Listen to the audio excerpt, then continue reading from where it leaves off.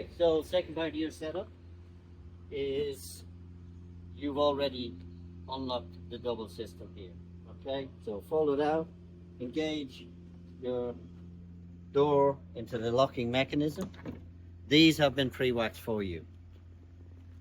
Next section is the set of steps. Now, there is a little tongue in here. That's your lock away. So, lift, pull out. That's step one. Then fold down is step two. These are anti-slip, and they're also eliminated, so therefore you will see the use of them at night time. This is your waste drum. We discussed this earlier. You now have 40 litres of fresh water and a 25 litre waste drum. But the beauty about this is now you get to see when this fills up. And that's the important part, so it doesn't overflow. Okay, into the trailer itself. Starting with your lighting. That's your interior lights, external lights. You don't need them during the day, only at night time or emergency use. This trailer is completely 240 voltage, so therefore there is no solar, or if it is unplugged, none of this system will work. You got an additional fire extinguisher here just in case of any emergency issues. Tables designed for 4. Your chairs are going to be tied down for transport purposes, but when you use them there is ample room around here. You'll have heater, which is below here. It is controlled by the main socket and also on, off here, and then the adjustment of the thermostat here. You will probably only need it at the lower side, otherwise the room here will get intensely hot. As you see, it's a cool day here in New South Wales. There is no condensate. These are double glazed windows. The beauty about it is all the moisture, dampness and cold stays outside. So when these heaters are on at a very low temperature, this room stays very, very cozy. Okay, so this is our passport box. In here we have the air conditioning and some storage shelving.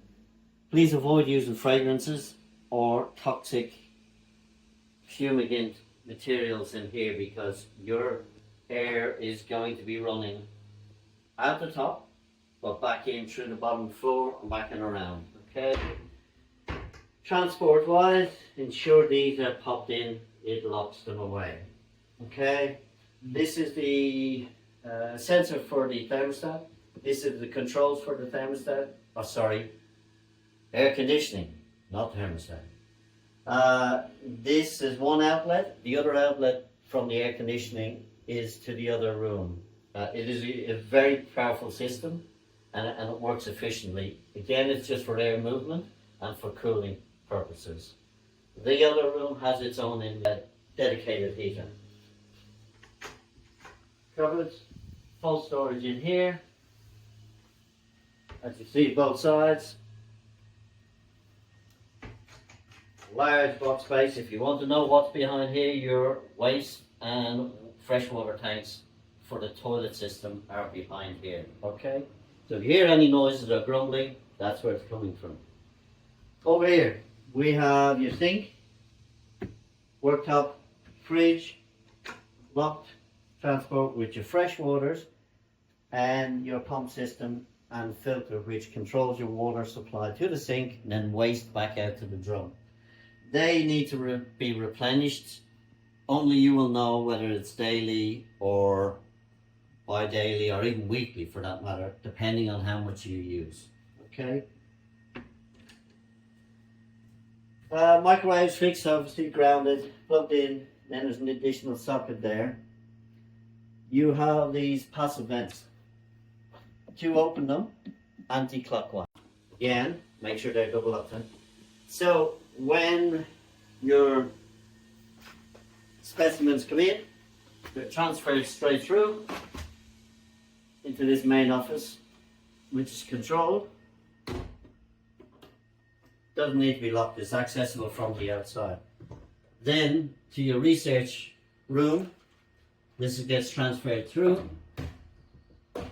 Oh, closed. But any risk of contamination, whatever else, is massively minimized by this system. Okay, this is also a sealed door system, so therefore if there is any contaminants in there or high risk or dust, etc., it stays in there. Okay, nothing else. All the walls are a fiberglass finish, same with the roofs. The floors are a heavy duty industrial, very similar to linoleum, and they will take a lot of wear. Regularly clean them, wash them out, etc.